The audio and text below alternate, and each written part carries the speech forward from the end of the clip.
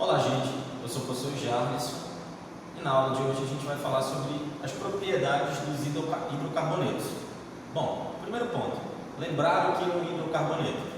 Hidrocarboneto é um grupo de funções orgânicas formados por carbono e hidrogênio, em que os carbonos se ligam de diferentes formas. Lembre-se, temos os alcanos, os alcenos, os alcinos, os dienos, os compostos fechados, os cicloalcanos, os cicloalcenos e os aromáticos. Ou seja, existe uma infinidade de hidrocarbonetos. Aonde os hidrocarbonetos são encontrados? Principalmente no petróleo. O petróleo é comprovadamente a maior fonte de hidrocarbonetos que existe no nosso planeta. Eles também vão estar distribuídos nos nossos combustíveis, como gasolina, querosene, diesel, o próprio GLP, gás de efeito de petróleo, e assim por diante. Quais são as propriedades importantes para o estudo dos hidrocarbonetos? Primeiro, é a solubilidade, e segundo, o ponto de ebulição. Qual é o ponto importante aqui? Isso não vale apenas para os hidrocarbonetos. Para você estudar, saber tanto a solubilidade quanto a questão do ponto de ebulição, é importante que você volte atrás e lembre-se das interações intermoleculares. O que são as interações intermoleculares? São forças de atração que ligam as moléculas no estado sólido e no estado líquido. Para você passar essas moléculas de um estado físico para o outro, é necessário que você desagrupe elas, ou seja, que você distancie. E sempre esses processos de mudança de estado serão processos endotérmicos. É necessário absorver energia para quebrar essas forças, que são chamadas forças de coesão. Os tipos de força de coesão são ligação de hidrogênio, que acontece em moléculas polares, dipolo permanente, que também vai acontecer em moléculas polares, e temos também o dipolo instantâneo, dipolo induzido, também considerado chamado de forças de Van der Waals, em que acontecem substâncias apolares. Porém, é o tipo de força que também vai acontecer em compostos polares, mas não é a força majoritária, ou seja, não é a força maior, mais forte dentro do composto. Porém, quando a gente fala de moléculas apolares, e aí entra a primeira característica dos hidrocarbonetos. Eles são apolares. Quando nós trabalhamos de moléculas apolares com moléculas apolares, a gente vai justamente utilizar qual força de interação para justificar as propriedades? A força de atração de polo instantâneo, de polo induzido, que é a única força que acontece nas moléculas apolares, certo? Esse ponto é importante. Então, hidrocarbonetos, a gente lembra da questão da polaridade, e aí a gente já tem que lembrar também da água. A água é uma molécula polar ou apolar? Ela é polar. E aí, quando a gente pensa, bom, um vazamento de petróleo, o que acontece? A água solubiliza o petróleo? A água forma uma mistura homogênea com o petróleo? Não. Tem-se aí um sistema immiscível, em que os dois compostos não se misturam. Por que isso acontece? Porque moléculas polares se interessam por moléculas polares. E aí as forças de coesão vão atuar. Hidrocarbonetos são apolares. Então, primeiro ponto, eles não se interessam por moléculas polares. Em termos de solubilidade, então, primeira propriedade. E o que é regra? Vai ser regra, isso vai ser sempre regra, tá? Hidrocarbonetos, por serem apolares, eles vão ser considerados hidrofóbicos. Hidrofobia, aversão à água, não se interessam por água. Tem um outro nome para isso, essa propriedade também. Professor, eles não se interessam por água, mas por quem eles vão se interessar? Por outras moléculas apolares. E eles são chamados de lipofílicos ou lipossolúveis, solúveis em moléculas apolares. Então, o hidrocarboneto vai gostar de um hidrocarboneto. Seria mais ou menos desse jeito. Ou de outras moléculas apolares, certo? Então, primeira propriedade, solubilidade, que é a capacidade de um composto formar solução, ou seja, mistura homogênea com outro composto. Para os hidrocarbonetos, eles são insolúveis em água, não há solubilidade. Por isso que eles são chamados de hidrofóbicos, mas eles são solúveis em moléculas apolares, lipossolúveis ou lipofílicos. Próxima situação, o ponto de ebulição. O que é o ponto de ebulição?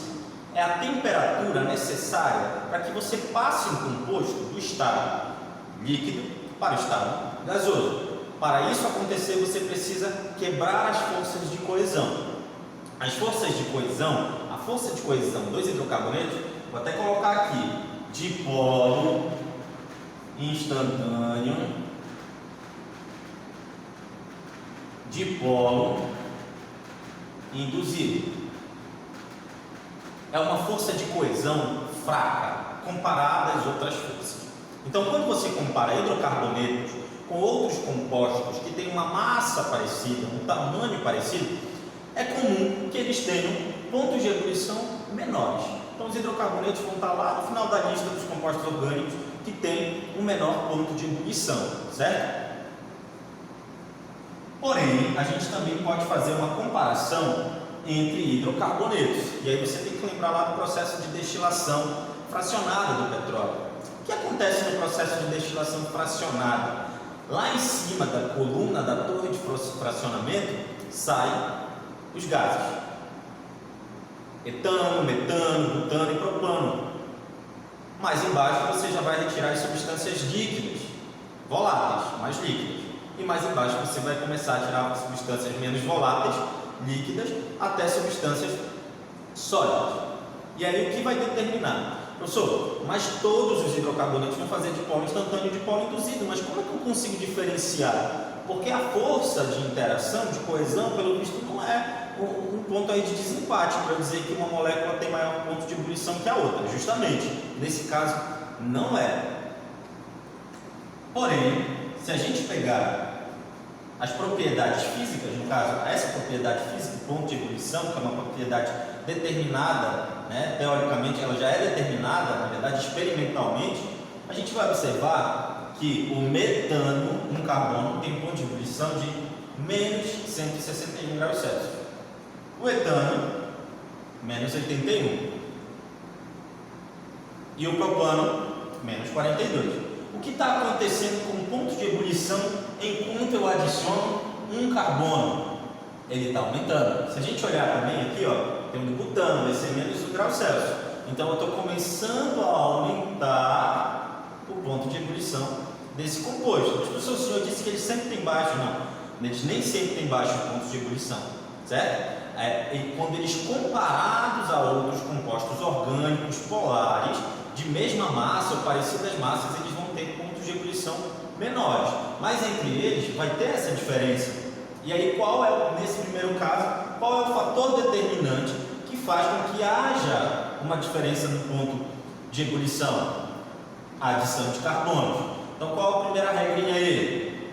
Quando você tem mais carbonos, ou seja, quando você aumenta a massa molar de uma cadeia carbônica de um hidrocarboneto, para este caso, você faz o que com o ponto de ebulição? Você vai aumentando o ponto de ebulição. Já o segundo caso, peguei aqui, ó, o metilpropano comparado ao butano. Qual é a diferença estrutural entre os dois? Essa cadeia é uma cadeia linear e essa cadeia é uma cadeia que tem uma ramificação.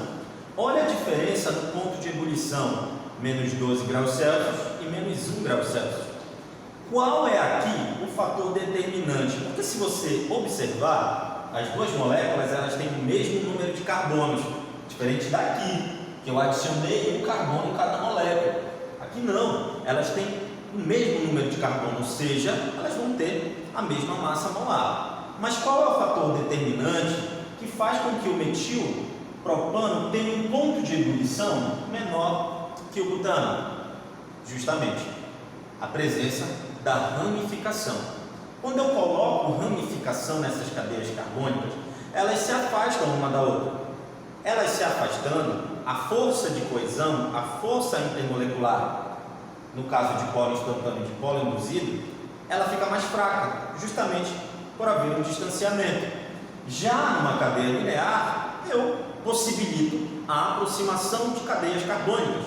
Isso faz com que o ponto, elas fiquem mais próximas e a força atrativa ela seja maior. É como se você aproximasse um ímã do outro e distanciasse um ímã do outro. Quanto mais você aproxima um ímã do outro, o que acontece? Considerando polos opostos, a atração aumenta, mas quando você vai distanciando, a atração diminui. Então, para esse segundo caso, qual é a ideia? Quanto mais linear, ou seja, menos ramificado na cadeia carbônica, maior será o seu ponto de ebulição. Ok? Espero ter ajudado.